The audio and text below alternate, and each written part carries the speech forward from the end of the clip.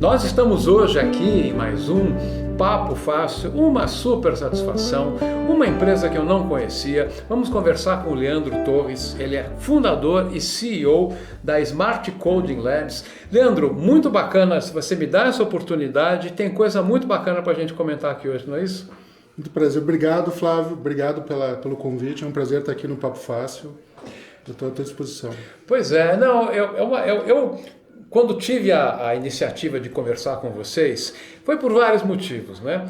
Comentei brevemente há pouco com você, nessas veias corre aqui um pouco do sangue do desenvolvedor, de muito tempo atrás, os cabelos brancos aqui mostram isso, e eu sei que por trás disso está aí a essência da Smart, então eu queria que você comentasse, né, um pouco quem é a Smart e há quanto tempo vocês estão por aí, vamos comentar um pouco sobre ela, tem tanta coisa para a gente falar. Tá bom, obrigado.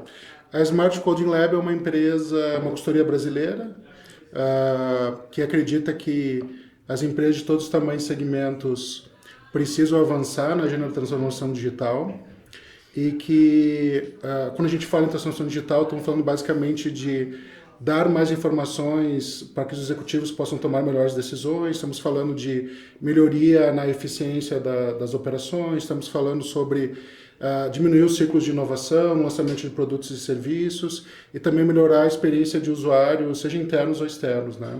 E a Smart Coding Lab acredita que pode ajudar se tornando um parceiro referência na plataforma de desenvolvimento low-code de alta performance da OutSystems, né? Uma empresa que está aqui no mercado de low-code desde 2001, e tem desempenhado um papel em ajudar as empresas nessa jornada aí já há muito tempo. Você me contava há pouco que vocês se estabeleceram no final de 2022 e estão pedalando forte em 2023, é isso? A empresa é novinha? Isso, é nova. O nosso time já tinha experiência na tecnologia, né? Como comentei, é uma tecnologia que está aqui desde 2001 no mercado. No Brasil, o primeiro cliente surgiu em 2011, então já está há bastante tempo no mercado. Mas a empresa Smart ela surgiu em novembro, a gente começou a operar de fato em janeiro, né? E hoje a gente já está se destacando no ecossistema como um parceiro que tem uma quantidade relevante de certificações no mercado e já estamos ajudando já cerca de 10 clientes já com essa tecnologia. Eu queria que você desse uma breve explicação, nem todos que estão vendo esse vídeo podem ter esse conceito, que é importantíssimo. O que é o desenvolvimento low-code? Porque eu, como desenvolvedor das antigas, me apaixonei. Sim. Basicamente, o desenvolvimento low-code é uma plataforma, são plataformas que ajudam a abstrair o desenvolvimento de aplicações, certo? Nos ajudam também a atuar de forma a automatizar algumas tarefas do desenvolvimento, também estabelecer altos níveis de governança e também já faz bastante tempo que tem uma série de assistentes de inteligência artificial que nos ajudam a guiar o nosso desenvolvimento, garantindo que a gente vai seguir também as melhores práticas durante todo esse processo, tá? Então, a primeira imagem que a gente se lembra quando pensa em low-code é a interface visual, né? Quando a gente troca o desenvolvimento tradicional com as linhas de código por componentes já parametrizados, que a gente arrasta para cima de uma IDE de desenvolvimento, né? Para um canvas de desenvolvimento. Mas quando a gente fala em plataforma, nós estamos falando só da interface de desenvolvimento. Estamos falando também da plataforma na nuvem, onde vão rodar essas aplicações. Estamos falando também sobre um ambiente de governança e monitoração dessas aplicações, também tudo embarcado. Estamos falando também de ferramentas para controlar todo o ciclo de DevOps, né, de versionamento e colocar em produção dessas ferramentas. Eu não peguei nada de low-code na minha vida de desenvolvedor, que aliás está bem para trás, mas embora tenha trabalhado bastante com isso, mas me chamou muito a atenção, você falou do IDE, né, o Integrated Development Environment, né, que é exatamente drag and drop, você não tem, eu sou da época, você também com certeza, onde você tinha que escrever uma centena de linhas de código para fazer alguma coisa minimamente, nem era complexa, né? Hoje em dia você tem todos esses recursos e você me dizia que o próprio ambiente de desenvolvimento ele é tão esperto que na hora que você cria um passo ele já te sugere os outros, como é que é isso? Não, sem dúvida. Já existe então uma inteligência artificial que vai nos guiando durante o desenvolvimento. Então, quando a gente vai adicionando alguns elementos na tela, ele já mais ou menos vai percebendo o que tu quer fazer, já vai te sugerindo os outros elementos, não precisa nem estar pensando muito em escolher. Tu já vai simplesmente selecionando as sugestões, né? Além disso, é possível tu criar uma série de templates já que aceleram muito o teu desenvolvimento, tá? Nesse sentido, a OutSystems se destaca, até porque tem a maior comunidade de desenvolvedores low-code do mundo. Então, desde o começo, ela criou um repositório externo, público, de componentes e de aplicações. Então, aqueles componentes que não estão ali disponíveis, muitas vezes a própria comunidade já desenvolveu. Que essa é uma das coisas bem bacanas, então, que nós temos quando a gente fala em plataforma low-code. A gente consegue utilizar componentes que nós investimos nosso tempo para desenvolver e estão lá prontos para a gente consumir e utilizar de forma fácil na plataforma. Bom, falando em outras palavras, quem não sabia o que era, é um outro paradigma de desenvolvimento, né? É uma outra paradigma em termos de produtividade, nem se fala, mas também aspecto documentacional, governança, você já citou. E você disse que a OutSystems, que é a empresa que fornece a ferramenta com a qual vocês trabalham, e aí eu queria que você explicasse um pouco melhor como é a atuação da Smart no sentido de realizar os projetos junto aos clientes. Como é que é a atuação da Smart? Sim, até complementando o comentário anterior, também tem um aspecto bem interessante da plataforma que à medida que tu vai desenvolvendo, já vai sendo feito o troubleshooting do que tu vai fazendo, né? Então tu não tem diminui muito esse processo depois de teste que tu tem depois, porque tu diminui muito os erros durante o desenvolvimento, né? Então esse assistente, além de te ajudar te guiando, ele também te ajuda corrigindo eventualmente algum caminho que tu tomou que não era o mais correto, tá? Aí, em relação ao portfólio de serviços da Smart, na verdade o desenvolvimento é uma parte do processo como um todo, né? Então tem desde escolher o licenciamento do fabricante, o maior licenciamento do fabricante que é a OutSystems, e também o cliente conhecer um pouco mais do processo de desenvolvimento low-code. Então tem um trabalho de vendas onde a gente repassa conhecimento para o cliente no começo desse processo. Não é incomum a gente até já desenvolver logo no começo já algumas aplicações, prototipar algumas aplicações já para o cliente antes mesmo dele adquirir os serviços, né? Então começamos um trabalho agora com um prospect da área de café, onde antes mesmo do cliente adquirir a gente já fez então a prototipação em um dia e meio da solução que ele está querendo desenvolver no futuro. Então, com uma plataforma como essa, com a OutSystems, tu não perde mais tempo fazendo mockups em cima, por exemplo, de uma ferramenta como o Figma. Tu já desenvolve na própria plataforma a prototipação, né? E isso tu faz em poucos dias. Então, no processo de venda, o cliente já vai conhecendo e já vai se encantando pela plataforma, né? E aí depois, normalmente o projeto começa por o estabelecimento de um COI, né, de um centro de excelência, onde a gente vai falar de arquitetura, nós vamos falar de governança do ambiente, né? Quando o cliente adquire uma plataforma como a OutSystems, ele não adquire só um ambiente, normalmente ele adquire mais de um ambiente, como ambiente de desenvolvimento, teste, homologação e produção. Então tem uma governança sobre esse ambiente, certo? Então a gente discute sobre padronizações em relação ao desenvolvimento, então o trabalho começa já antes de meter a mão na massa ali, de desenvolver. Depois, claro, tem o desenvolvimento e a evolução disso junto ao cliente das aplicações que ele deseja, né? Então, a Smart ajuda o cliente desde a aquisição até o planejamento de toda a arquitetura de desenvolvimento e o desenvolvimento em si, das aplicações que ele precisa, seja desenvolver, estender ou migrar. Isso é muito interessante porque o cliente fica absolutamente à vontade para ter a ajuda da Smart na implementação de uma nova ferramenta de desenvolvimento, ajudar a planejar, e vocês também podem ajudar em projetos específicos de desenvolvimento, como isso acontece, né? Não, sem dúvida. Normalmente acontece, o cliente, vamos dizer assim, é muito rápido a curva de aprendizado em cima de uma plataforma dessas. Então, o normal é que o cliente, a médio e longo prazo, ele faça o desenvolvimento das suas aplicações nessa plataforma, né? Então, um parceiro como a Smart, normalmente ela entra no início, né, guiando o cliente nesse começo, ou seja, as primeiras aplicações normalmente nós fazemos para o cliente, e depois, numa segunda etapa, a gente fica como um segundo nível, vamos dizer assim, para para o time de desenvolvimento do cliente. Tá? Eu não posso deixar de falar, há pouco você mencionava sobre prototipação. E eu me lembro quando era algo sofisticado, você criar as telas de um sistema e encadear essas telas de uma maneira fixa, né? Aquilo era um protótipo e as pessoas acham, que lindo, né? Hoje o protótipo é a aplicação, né? Não, sem dúvida, e tu desenvolve... na plataforma tu pode desenvolver aplicações reativas, ou seja, que já se adequam a qualquer tipo de device, de dispositivo, como a gente pode criar aplicações nativas mobile, né? Então, seja a necessidade do cliente, já desde o início a gente consegue criar na plataforma de maneira muito rápida essa experiência que ele vai ter no final. Inclusive,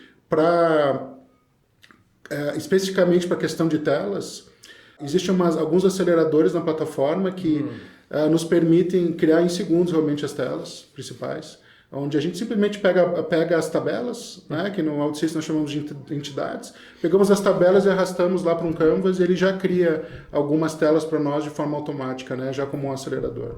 Fantástico. Bom, eu não posso deixar de te perguntar, pelo meu lado jornalístico e de ex-desenvolvedor, uma curiosidade. Hoje em dia as aplicações não são estanques, elas se comunicam e muito, né? Tem aplicações que de repente tem que se comunicar com dezenas ou se não mais do que isso de entidades externas, sistemas externos. O ambiente da OutSystem, né, e o trabalho de vocês, é possível integrar com ERPs legados, outros sistemas legados, SAP, ServiceNow, enfim, toda a série de aplicativos que estão aí no mercado? Sem dúvida. Tanto a comunidade já desenvolveu e a própria OutSystem já desenvolveu uma série de componentes de integração para as principais tecnologias do mercado. Estamos falando de mais de 200 componentes de integração, que basta tu ir até aquele repositório que eu comentei antes e consumir de maneira gratuita. Como é muito fácil, a tecnologia é muito fácil, com apenas 2, 3 cliques já consegue criar uma aplicação REST ou SOAP com qualquer aplicação que tu tenhas. Tá? Então é muito facilitado isso.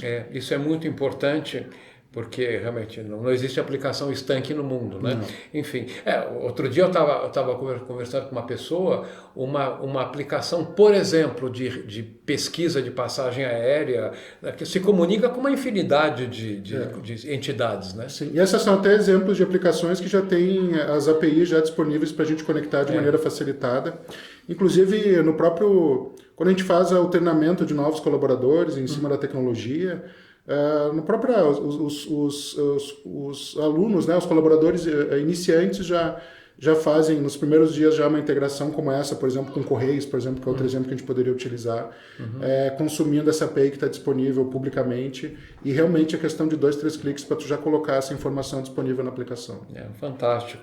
Agora, a minha dúvida é o seguinte, seja para a Smart ou para os clientes da Smart, você falou que tem uma curva de aprendizado, mas existe alguma maneira para acelerar esse aprendizado? Você comentava comigo, parece que você tem alguma iniciativa no sentido de fomentar o aprendizado? Como é que é isso? Sim, na verdade até essa iniciativa iniciou antes da Smart, eu comecei essa iniciativa em maio do ano passado.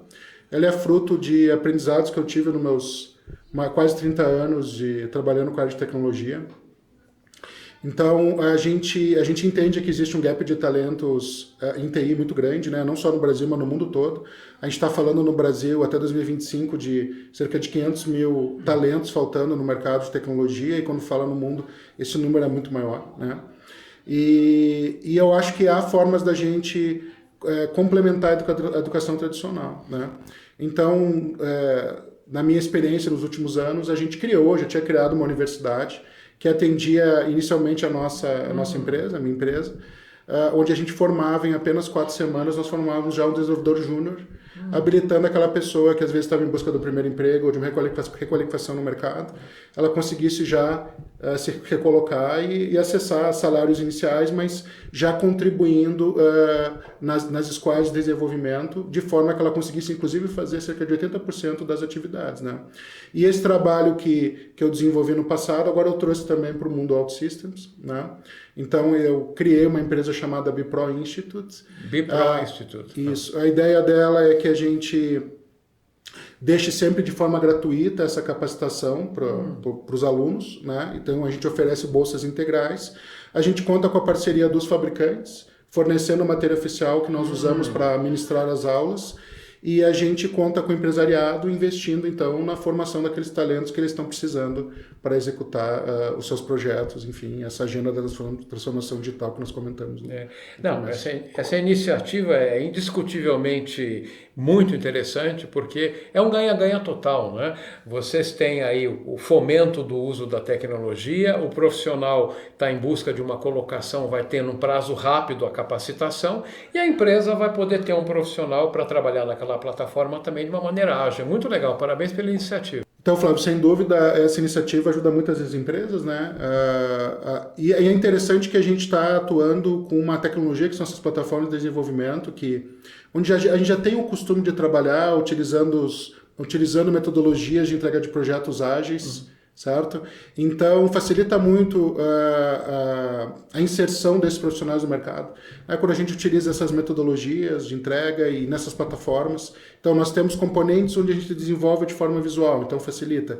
Nós temos uma metodologia de entrega que permite que a gente possa dividir as tarefas mais complexas em tarefas mais simples e distribuir para aqueles profissionais que estão capacitados para executar cada uma dessas tarefas, né?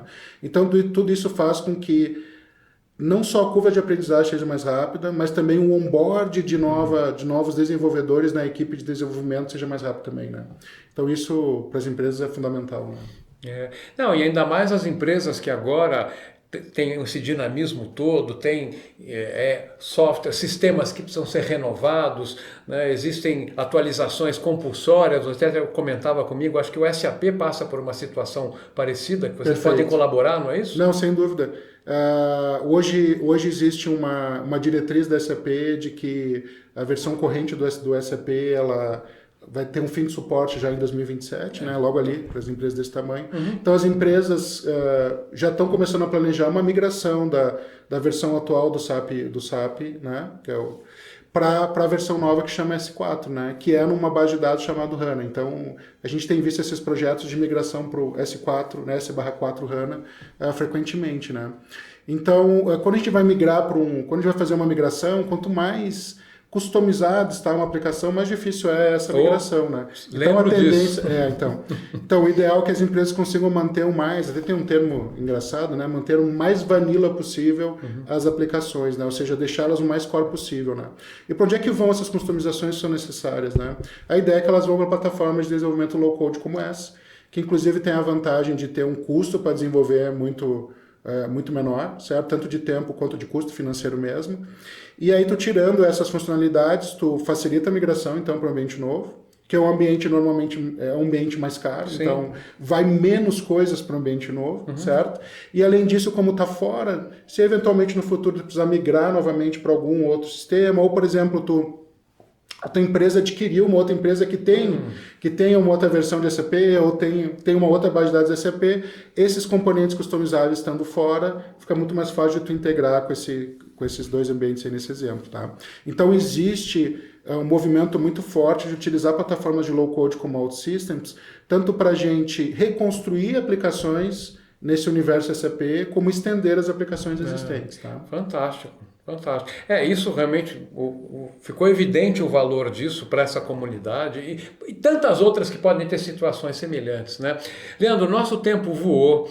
Eu fiquei muito assim interessado, né? Você até me confidenciou antes, vocês estão aí com um planejamento de crescimento muito interessante, querem chegar a 50 clientes daqui mais uns pares de anos, né? 2 anos a gente chega lá. Em 2 anos, enfim. Então eu tenho muita vontade da gente daqui uns meses, quem sabe no final do ano, no começo do outro ano, a gente voltar a conversar, fazer um refresh, quem sabe a gente possa comentar alguns casos, né, de implantação. Enfim, eu queria te agradecer muito pela oportunidade, relembrar um pouco aqui os meu sangue de desenvolvedor correndo nas veias e que a gente possa conversar de novo no futuro. Pode ser? Pode, claro. Está convidado, Flávio, se tu quiser experimentar um pouco do desenvolvimento low-code.